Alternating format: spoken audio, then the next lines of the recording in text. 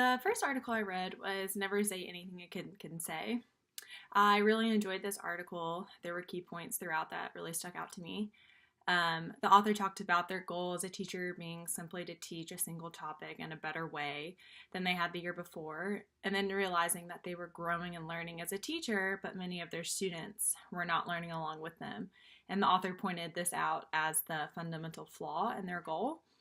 And this really stuck out to me because as teachers, we are always wanting to better ourselves and make our lessons the best we can. But it is ultimately about the students.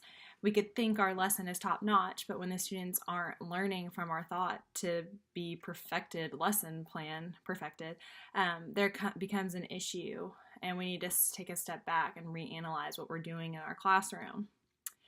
I really liked when the author of this article changed their definition of a good teacher to one who gets students to explain things so well they can be understood. I really just think that's important because we're so focused on us getting it out, but not really wondering, we are wondering if they're getting it, but we need to have them speak it to us and tell us, explain it, and get their thinking going to make sure that they understand it. The article also pointed out questioning strategies and never say anything a kid can say. And they pointed out that every time they are tempted to tell students something, they try to ask it as a question instead. I really like this piece of advice from the author because it's so easy to just give them the answer to their question because that's kind of what we're supposed to do. But oftentimes, if you restate their question, they asked you to them in a different way, they might hear it and think, oh, I know that answer. I just wasn't thinking of it in that way. So if we ask them questions and let them kind of be the teachers themselves, they might get it. I also really liked the point of participation is not optional. I like how this teacher allows their students to work independently and then as a group before coming together as a class to discuss a topic. So you're working on your own, you're getting your thoughts together, and then you're having a voice with your small group, and then you're having a voice within the classroom. Another point, never accept one answer to a question. This was really important, I thought, because you need to require several responses to the same question. This helps break the idea that there is only one correct answer. I really like this piece because oftentimes children learn from their friends. The second article I read was A Mathematical Cornucopia of Pumpkins. This article discusses math investigations. I like how math investigations are centered around a theme or event. So this certain one was about integrating math and science, and they used a pumpkin. And I like how this specific investigation used a seasonal item.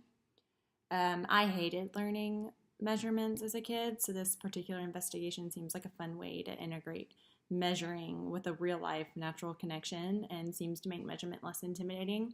I like how the book pointed out and showed pictures of the students. They were using books and rulers to measure, and I thought the use of the book to help steady the top of the pumpkin and have a flat surface on top of the pumpkin was a resourceful way to use classroom materials and an easy way to use a textbook to help. I think this would be such a fun way to do a math topic around fall and Halloween time, which the article points out, you have to make these things fun. Especially for me, science and math, my worst two subjects. So I think as a teacher, it would be really helpful for me to do activities like this to get children excited and wanting to do an integrated lesson of math and science. And any chance to integrate it with a holiday and theme or special event gets kids motivated and interested too. I really like how this 4-day lesson focused on different aspects of the pumpkin. So, for instance, it pointed out in lesson 3, the focus was on seeds and the interior of the pumpkin. So that a different focal point in the pumpkin to practice different math and science skills. When doing projects and lessons like this, the students really immerse themselves and get involved. It's almost as if they forget they're doing schoolwork, which I think is pretty cool. And then I really liked how it points out at the end of the lesson, students were able to plant the pumpkin seeds and have pumpkins by the next year, which shows students the life cycle of the pumpkin inside your lesson, which is just an awesome added bonus. Okay, the third article I read was 10 tips for making fractions come alive and make sense. When I read this title, I was just thinking, great, fractions. So I'm your typical K through 5 student. A key point that stood out to me when I was reading this article was when it touched on developing a generalized rule for explaining the numerator and denominator in a fraction. They had a typical definition, but it only applied for fractions between 0 and 1, so it left out the improper fractions, which are greater than 1. They then gave another suggested definition, which was, in the fraction a over b, b is the name or size of the part, and a is the number of parts of that name or size. I like that worded definition. I think that would be helpful in a classroom. You want to know how many times this number can fit inside this number, and I think using the word fit would help a student understand and maybe kind of get the fraction set up as well. It also ties into the point they bring up further down in the article that said to emphasize fractions as division. I think this is a good tip for us teachers to have in the back of our minds when it's time for fractions in our classroom. If we can help stress that, I think it will help children's fear of fractions in the future. I think if we tie it back to, we need to help them remember that fractions are numbers and whole numbers can be divided. So fractions are just a division problem. And that ties into my next point, the emphasis of fractions are numbers. Like you even told us in class, students freak out with fractions and don't see them as numbers. I think the language we use when describing fractions to our students is extremely important. The article suggests using number lines to help show students how whole numbers, fractions, and decimals relate. I actually learned about this in one of the seminars I went to in Nashville during the math conference for the professional development assignment. The speaker gave us a strip of construction paper, and she had us write a line in the middle for a number line, and then we would fold it in, and we would have 0 to 1, and then she would have us fold it, and we would label it, 1/4, 2/4, 3/4, and it helped when you have them interact and fold and see that from 0 to 1, you can still have numbers in between that, and I thought that was a really cool tool to use in my classroom. It's just as simple as using a strip of construction paper and folding it and letting them work with it and use their hands to understand fractions. And then another point made in the article was to provide a variety of models to represent fractions. This is so important because not every child is going to get it and learn it the same way. It's just like us in your class, especially when we were talking about changing bases of numbers. We all literally got it. It clicked in our minds at different times in the classroom because you showed us different ways to solve it. And I think in a classroom dealing with fractions, we're going to need to show different ways to solve it. And I just think variety is key for effective teaching. The fourth article I read was Unpacking Word Problems for Diverse Learners, a guide to using schemas. The article points out that there are 3 main types of word problems involving addition and subtraction, which are combine, compare, and change. It further discusses how a schema describes the structure of a word problem, and the schema helps describe the word problem at a more foundational level. With schema instruction, teachers first need to set a problem-solving strategy, which they list. The first is to read a word problem. Second, identify the word problem type. 3 is to organize the information. 4, identify the missing information. 5, carry out a plan to solve for missing information. It then points out that students may draw a picture to assist in solving the problem, and the use of the word picture makes me think of our class, and I immediately thought of the word diagram might be a better way to use that kind of, I guess, a better word to use than picture. So we as teachers are less likely to have our students drawing a picture like our Tony the Turtle example in class. So I just thought that was a little funny point. But anyway, I like the steps this article suggests for unpacking a word problem. I think it would help students work through them rather than freeze up when they get to a word problem. I like that it's a list that they need to go through. I'm a checklist kind of person, so I could see this working well in a classroom. The article further talks about the different types of word problems in depth, and then phases into how to implement schema instruction and how to teach about how to teach how to look for them, how to teach solving word problems, and how to use discourse to engage the students. I like the point it makes about stressing that students need to identify the unknown information. If they identify first what information is missing, then it gives students kind of a guide to which type of word problem it is. I like how the article also explains that missing information is not always at the end of a word problem. And I think that is a key takeaway to stress to our students.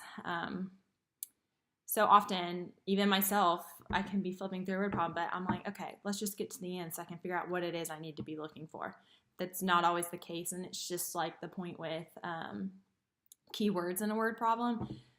Just because it says less than or, greater than, those keywords aren't always going to direct you to which type of equation this is going to be and what you need to be looking for.